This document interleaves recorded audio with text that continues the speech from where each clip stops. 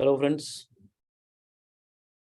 Once again today we are late, but since I was able to reach my place, so I made it a point that at least we'll discuss at least for some time. So yesterday we have discussed schedule 1 and 3. Today let us discuss schedule 2. Schedule 2 that we have not discussed yesterday. Let us discuss schedule 2 today. As we already are aware that schedule 2 is basically providing an answer to a query that whether a particular supply is to be treated as supply of goods or it will be treated as supply of services.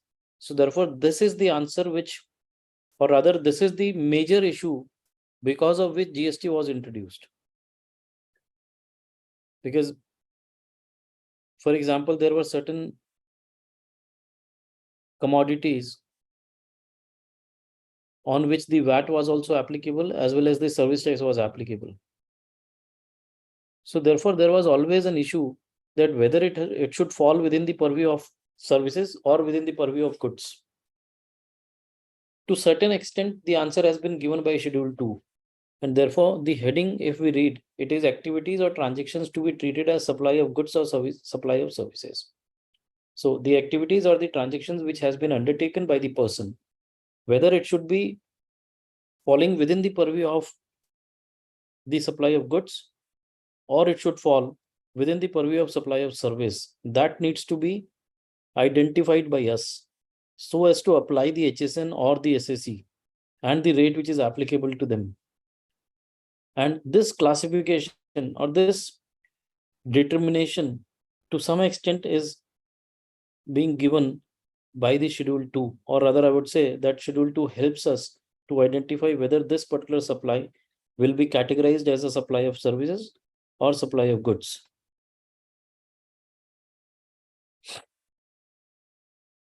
One, transfer. Any transfer of the title in goods is supply of goods. So if we are transferring a title in goods, if you are supplying, let's say, a movable property, let's say a water bottle, then that is the transfer of title, and it is always to be treated as goods, as a supply of goods. Any transfer of right in goods or of undivided share in goods without the transfer of title thereof is a supply of service. When I am transferring a right in a goods or an undivided share in goods without the transfer of the title, then in that case it is supply of service. Say for example, I am giving something on maybe on a rent, so I am transferring the right for the time being without transferring the title of those goods, and therefore it will be supply of service. C, any transfer of title in goods under an agreement which stipulates that property in goods shall pass at a future date upon payment of full consideration as agreed is supply of goods. So therefore, this clearly says that whenever there is a transfer of title in goods, and that too under an agreement which clearly stipulates that the property in goods will be passed on at a future date upon payment of a full consideration. So therefore, the condition is the once the payment is made, once the full consideration is received, as it is agreed as per the agreement, then in that case, it will be supply of goods. So therefore, finally, once I receive the payment, the title will transfer. And therefore, the title, when it is getting transferred, so the thumb rule is that whenever you are transferring the title of the goods, it will be supply of goods. And if you are not transferring the title of the goods, it is merely for the purpose of usage or it is assignment or a right which is given to you, then in that case, it will be treated as supply of service. Just give me a minute.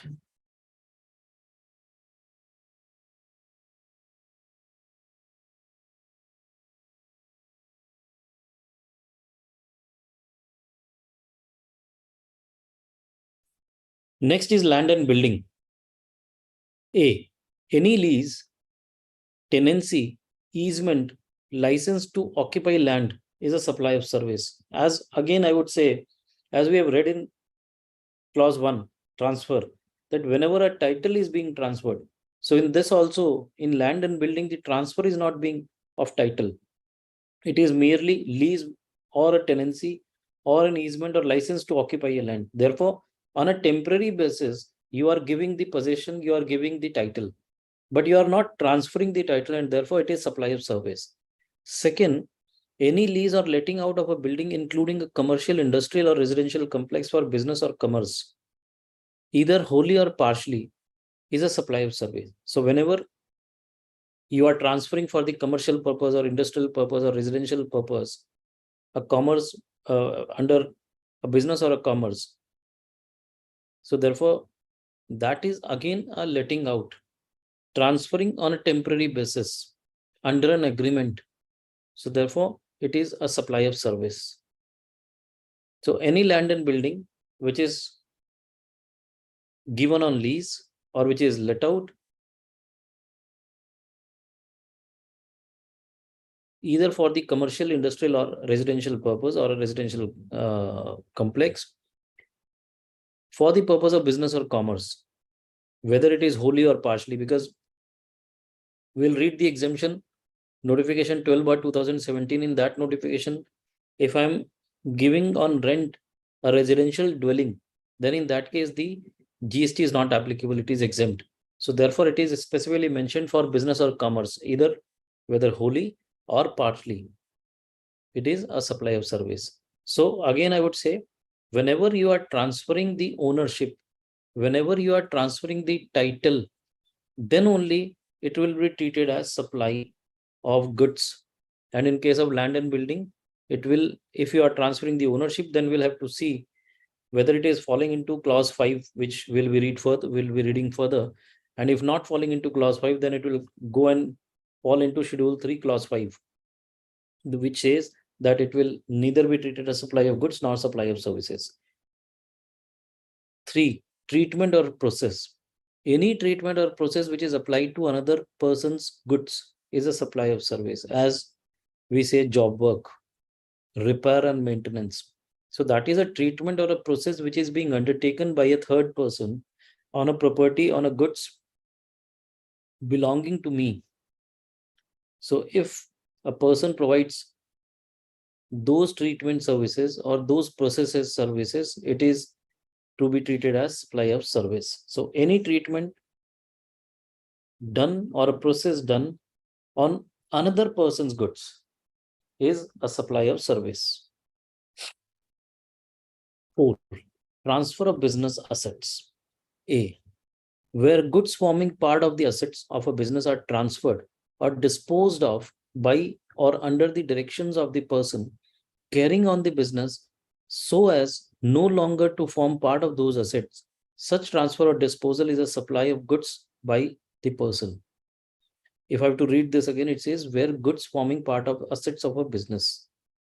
There are certain goods which form part of the assets of the business. These are being transferred or these are being disposed of, either by or under the directions of a person who is carrying on the business, in a way that it is not going to be the part of those assets any further. So those transfers or disposal is supply of goods by the person. It is to be, and again, the thumb rule, if we follow, the title being transferred, it is sale, it is supply of goods. If the title is not being transferred, it is merely given for a temporary purpose, then in that case, it is supply of service. B, where by or under the direction of a person carrying on a business, goods held or used for the purpose of business are put to any private use or are used or made available to any person for use for any purpose other than a purpose of the business, the usage or making available of such goods is a supply of service. So again, it is, you are making availability, you are making the goods available, and therefore it is supply of service. Let us read it again. It says where by or under the direction of a person who is carrying on a business, the goods which are held or which are used for the business are put to any private use or are used or made available to any person for use for any purpose other than the purpose of business. The usage or making available of such goods is a supply. So the use of that person, either for a personal purpose or whatsoever, but not for business purpose, is a supply of service. Where any person ceases to be a taxable person. You are a taxable person when either you are registered or you are liable to be registered. Now, you are not registered and your turnover also is less than what is prescribed as a threshold in section 22. Then in that case, you are out of the purview of taxable person. So it says, when a person ceases to be a taxable person, any goods forming part of the assets of any business carried on by him shall be deemed to be supplied by him in the course or furtherance of business immediately before he ceases to be a taxable person. So whatsoever assets of business he was having, it will be deemed that he has supplied those assets of the business, and that too in course or furtherance of business immediately before he ceases to be a taxable person, unless the business is transferred as a going concern to another person. Unless the today I'm ceasing to be a taxable person, but all my assets and the entire business has been transferred to another person as a going concern, or the business is carried on by a personal representative who is deemed to be a taxable person. So if I appoint a personal representative who will be taking care of the business now henceforth, so he will be deemed to be a taxable person,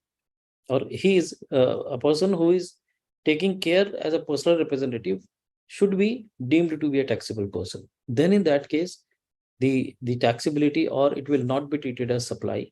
Otherwise, in all probabilities, it will be treated as supply. So any assets which I have utilized for my business, and then I'm ceasing to be a taxable person, then in that case, it is presumed, it is deemed that the assets of of the business are supplied by me in course or furtherance of business, and therefore the applicability of tax will arise. We have read this yesterday also, if you can remember, the clause 1 of schedule 1. It was saying that alienation of an asset on which the input tax credit has been claimed, if even if it is sold for, or even if it is supplied for zero consideration, then also it will be treated as supply, and the applicability of tax will be there. Moving further, supply of services. The following shall be treated as supply of service, namely. So now whatever we'll read in clause 5 is supply of service.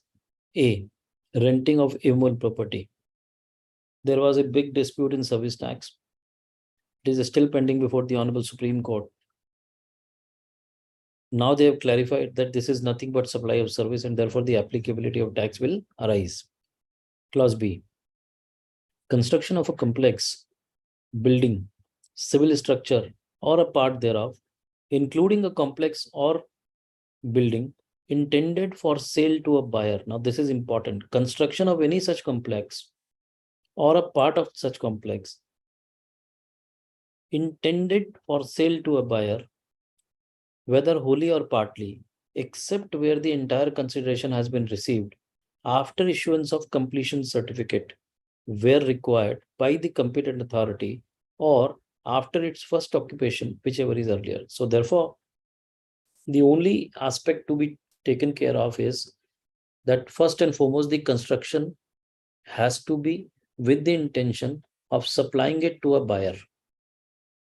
Either it can be wholly or partially. Let's say I'm constructing a 3-floor building. Out of those 3 floors, I have an intention to sell 2 floors to my buyer. So therefore, even if it is a partial construction, it is a construction for the purpose of partial supply, part supply, then also it will be covered as supply of service in clause 5, provided that the amount has been received prior to the completion certificate issuance. Therefore, when a part of the consideration is received before the receipt of the completion certificate, in that case, it will be treated as supply of service and the applicability of tax would arise.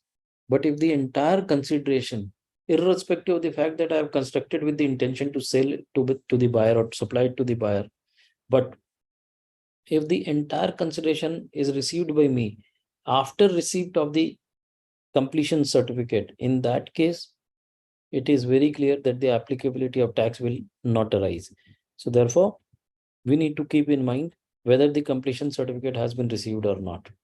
Explanation. For the purpose of this clause, the expression competent authority means the government or any authority, because whichever is higher, either the competent authority or the first occupation, whichever is earlier. So what is competent authority that is being narrated here? Means the government or any authority authorized to issue completion certificate under any law for the time being enforced, and in case of non-requirement of such certificate from such authority from any of the following, namely. So therefore, if there is a requirement of completion certificate, then the person who is equipped, who is empowered to issue such certificate, or in case there is no such requirement of a completion certificate, then the following persons will be the competent authority for the purpose of this clause. A, or clause 1, an architect registered with the Council of Architecture constituted under the Architects Act 1972. He can give a certificate. A chartered engineer registered under the Institution of Engineers, India, or a licensed surveyor of the respective local body of the city or town or village or development or planning authority. So a person who is a surveyor having a license of the respective local body of the city or town or village or the development or planning authority, then in that case, he is the person who is a competent authority. 2. The expression construction includes additions, alterations, replacements, or remodeling of any existing civil structure. So therefore, it is not only the construction of a new premise, new building, new complex.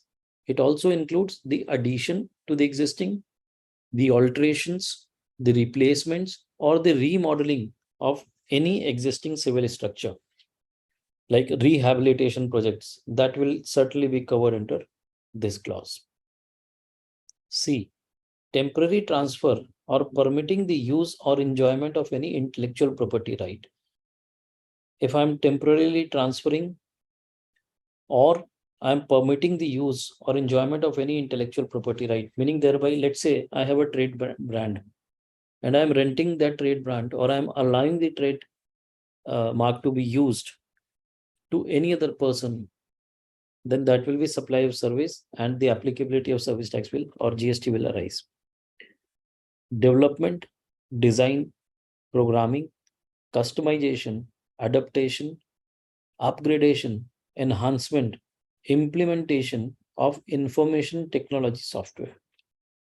So any development, design, programming, customization, adaptation, upgradation, enhancement, implementation of any information technology software, that is also covered as a supply of service. So earlier, if you remember, there were issues pertaining to this, that if I have customized a software and supplied a CD of that, whether only service tax will be applicable or also the VAT will be applicable. In certain cases, even after the customization, both VAT and service tax were made applicable.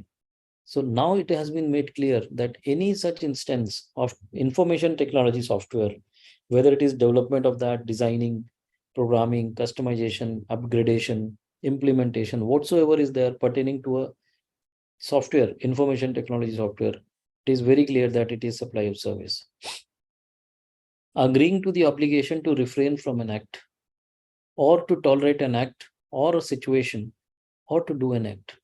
Now, this is debated to a large extent in the current scenario in current days, that what is agreeing to the obligation to refrain from an act, what is tolerance of an act or a situation, or with what is to do an act. A simple example which can be given is that if I charge something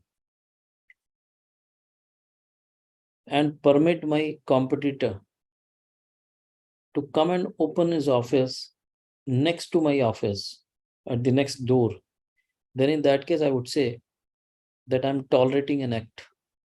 And therefore, whatever I'll receive as a consideration, as an obligation, that amount would be tantamounting to service, that is supply of service, and accordingly it will be taxed. So this is the tolerance of an act. Similarly, if I have to say refraining from an act, that if I was supposed to take any action against any person, or I was supposed to open my office at some other place, for not opening of that, if I'm getting some amount, if not for not doing something, if I'm getting something, then in that case it is refraining from an act and getting an obligation, and accordingly the liability would arise as a supply of service. Next, F, transfer of the right to use any goods for any purpose, whether or not for a specified purpose, for cash, deferred payment, or other valuable consideration. So this we have read earlier also, that whenever I'm transferring any right without transferring the title in goods, then that is supply of service. So it says, even if it is without any specific period, even if it is for cash or for deferred consideration or any other valuable consideration, then also it will be treated as supply of service. So the question arises whether, if any barter is there, whether it will be supply of service or not. Certainly it will be supply of service. So if you are transferring the right to use a particular goods, and against that transfer you are getting something in the form of asset, then that also would be tantamounting to supply of service. Next is composite supply. Now, as we have discussed, section 8, composite and mixed supply, specifically schedule 2 provides 2 instances wherein it is always to be treated as composite supply. If that is the supply made, it will always be treated as a composite supply. The following composite supplies shall be treated as a supply of services, namely A, works contract as defined in clause 119 of section 2. So any work contract will always be a composite supply. Now, friends, I certainly expect, or rather I'm sure that you all are aware that only immovable property, the construction thereof, the repair, the fitting out, the maintenance, is covered within the purview of works contract under GST. Unlike the erstwhile law. In the erstwhile law, under works contract, even a movable property, if supplied along with the goods, if the services are supplied along with goods, it was said to be a works contract. But now it is not the case. It is only qua immovable property. So therefore, any works contract which falls within the purview of 2 clause 119 is a composite supply. And therefore, the concept of principal supply will be applicable, and the rate which is applicable to the principal supply will be applicable to the entire works contract. B, supply by way of or as part of any service or in any other manner whatsoever of goods, being food or any other article for human consumption, or any drink other than alcoholic liquor for human consumption, where such supply or service is for cash, deferred payment, or other valuable consideration. So this, as we all can identify and locate, that this is talking about the restaurant services. The services, if we read it again, it says supply by way of or as a part of any service or any other manner whatsoever of goods. So you are supplying goods, which is what? Which is food or any other article for human consumption, or any drink other than alcoholic liquor for human consumption. So food or any other article for human consumption. It may not classify or it may not fall within the definition of food, but it may be a drink or it may be a product which is there for human consumption. Then if that is being supplied, then it is a composite service or a composite supply, irrespective of the fact whether it is for cash for deferred payment or other valuable consideration. Clause 7, supply of goods. So now this is a specific supply of goods as incorporated, but this is omitted by Finance Act 2021. But just for the sake of our knowledge, let's read it. It says the following shall be treated as supply of goods, namely supply of goods by any unincorporated association or body of persons to a member thereof for cash deferred payment or other valuable consideration. So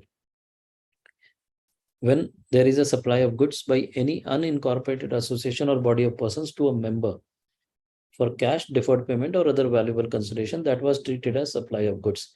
Now it has been deleted with effect from 1st July 2017. That is the date from which it was incorporated, with the law was incorporated by virtue of Finance Act 2021. So now this item is not there. So friends, this was schedule 2. So we have covered schedule 1, 2 and 3. And I think we were about to start section 9 yesterday. Till section 8 we have covered.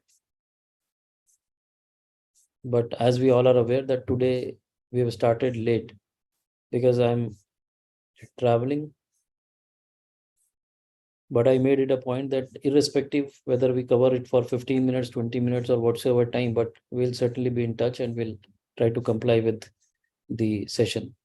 So I'll be requesting you to allow me to stop here only today, and we'll be dealing with section 9 onwards tomorrow. Tomorrow again I am traveling, but I'll try to be there. I'll try to deliberate, take the discussion ahead.